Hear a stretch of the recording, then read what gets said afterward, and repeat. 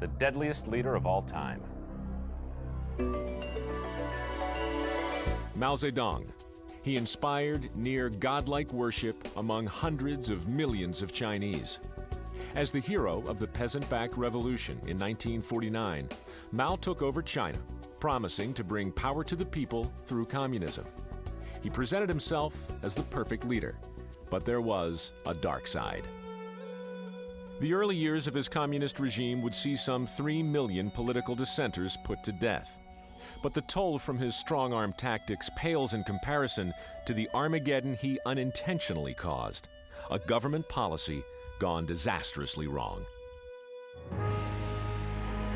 These pictures represent but a tiny fraction of the millions who died during the Chinese famine of 1958 to 1961, the worst the world has ever known. Estimates of the dead range between 30 and 40 million people, as if the entire state of California had been wiped out. The famine and its deaths were the direct result of Mao's so-called Great Leap Forward, Mao's relentless push to increase steel production and simultaneously organize farming into mass communes.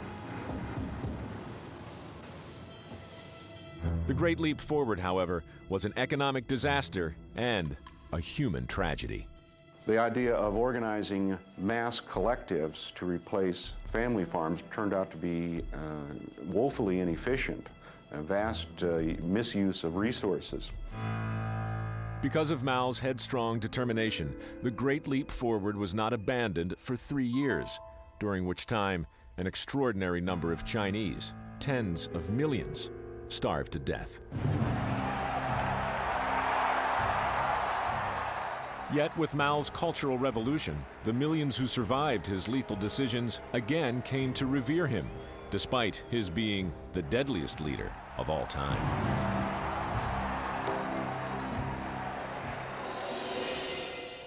Under Mao, 45 million people were executed or died of neglect.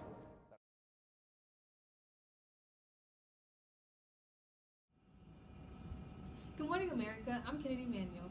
Today we're reporting live in the Communist World Republic of China to unveil the short and long-term effects of General Mao's iron-gripped rule.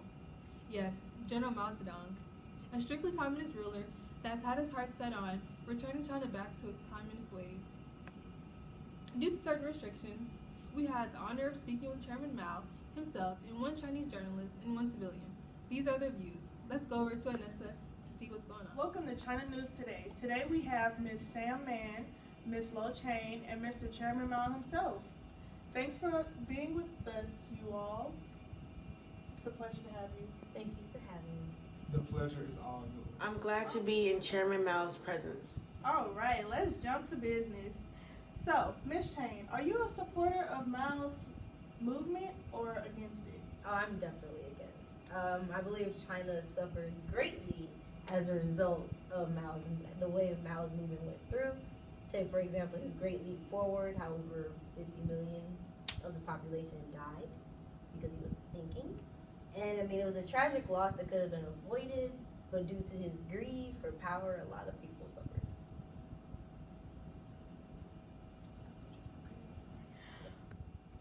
Are you saying China was better off being the Republic of China like it was before Mao's Cultural Revolution? No, that's not what she's saying. That's exactly what I'm saying. Communism was only beneficial to the chairman and his followers, and not China as a whole. The Cultural Revolution was the dictatorship of a proletarian class, and that led to their downfall.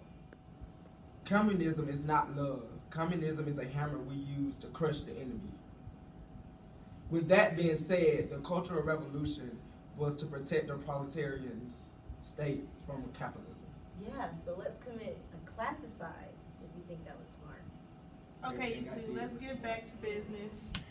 Miss Mann, do you support Mao's movement or do you disagree with it? I really supported Mao's movement. It had really good intentions. Chairman Mao, during the Cultural Revolution, you made it sure that every citizen had a little red book in their possession. What role did the little red book play in the revolution?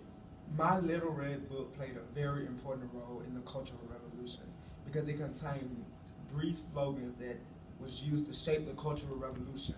in the 1960s and the 1970s. Along with the Red Guard in the Little Red Book, I used those to regain control of the party and China's political, social, and economic direction, which I felt was being threatened by reformers within the opposite party. Ms. Chang, as a journalist, what are your views on the Little Red Book? He was a very vocal man. I will admit that as a journalist. However, his views were clear and precise, but they were only through his views, his opinions, his everything, and he did not take into consideration how China would be after the cause and effect. And that's what led to the whole tear in China. Do you feel that China lost or benefited during the Cultural Revolution? China benefited from the Cultural Revolution. China definitely lost from the Cultural Revolution. It corrupted these Chinese people to carry out heinous crimes and didn't please all Chinese people no matter their class. He promised a certain class this X amount of rules over another class. There's nothing morally acceptable about that. No legacy. Ms. Mann, in your opinion, what was the goal of Cultural Revolution? The stated goal was to preserve Chinese communism by purging remnants of capitalist and traditional elements from Chinese society and to reimpose Mao. What's wrong with that? It was also said that the purpose of the revolution was to introduce equality and liberty. Do you think this goal was achieved, Ms. Chang? Equality, liberty. I mean, look, this man cared about ruling China under one rule, his rule. He tore the youth and intellectuals out of the classroom to work in the field because he knew that if there was someone with enough intelligence to rise up against him, he would crumble. He wasn't very smart. You said I wasn't very smart, but you didn't rise up against me, and I still haven't crumbled. You have these literal, illiterate, and vulnerable people working for you. They don't even know what's going on. Okay, Miss Mann, would you say the government was to blame for this? I wouldn't blame the government, but I will say that he's not delivering all his goods and services. But I wouldn't completely blame the government. That's outrageous. A revolution is not a dinner party, or writing an essay, or painting a picture, or doing embroidery. And one struggle is grasped. Again, one struggle is grasped. Miracles are possible. Your great leap forward was impossible. Miss Mann, would you say, as a whole, after the Cultural Revolution, was this for betterment or for worse? Definitely for the better. On one final note, what would you say was the most impressive fact that came out of this? I would definitely say all the forces that were involved in bringing together this revolution. Why did you target youth instead of the adults during your movement? I called on the nation's youth to purge the impure elements of the Chinese society and revive the revolutionary spirit that some may deny, but led to a victory 20 years earlier in the Reformation of the People's Republic of China. All right, this concludes our interview. I know our viewers found this very informative. I will once again thank you all. Thank you, Chairman Mao, for that exclusive interview, and Ms. Chang for those riveting questions. I would also like to thank Ms. Chen and Ms. Mann for your unskewed views on that very tumultuous time. I'm Kennedy Manuel, signing out. Good morning, America. October the 1st, 1949, and Chairman Mao has proclaimed the establishment of the People's Republic of China. Almost 67 years on, he still dominates Tiananmen Square in the heart of Beijing. His portrait over the gates of heavenly peace, and his corpse in the mausoleum on the other side of the square, where people come 6 days a week to pay their respects. But his legacy still divides opinion. Was he a tyrant or an idol? All my generation thinks he's a good man. The younger generation don't know him.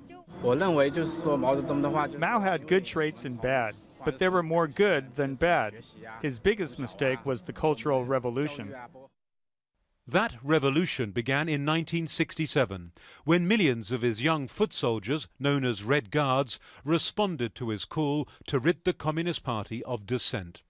But he lost control of the uprising he began. The purge of the party and mass killings would last until his death almost a decade later. There has never been a full accounting for the chaos of the Cultural Revolution or for Mao's most disastrous policy of all, the Great Leap Forward, his attempt to modernize China's economy that led to famine and, say some historians, the deaths of at least 45 million people. Zhang Lifan spent almost 9 years in a labor camp from 1969, accused of counter-revolutionary crimes.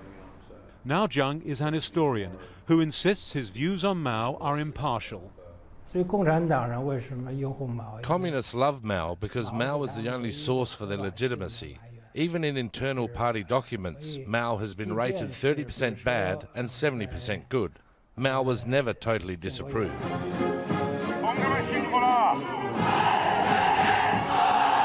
China's current leader, Xi Jinping, also wants to unite the masses. He wore a Mao-style suit when he presided over a recent military parade in Beijing, and often speaks out against what he calls hostile foreign forces, just as Mao once did.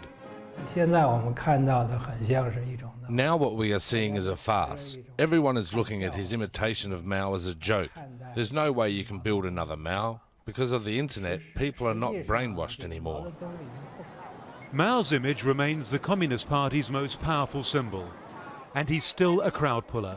Each year, millions of Chinese come to pay homage in the village where he was born, and the crowd is expected to be very big today. Adrian Brown, Al Jazeera, Beijing.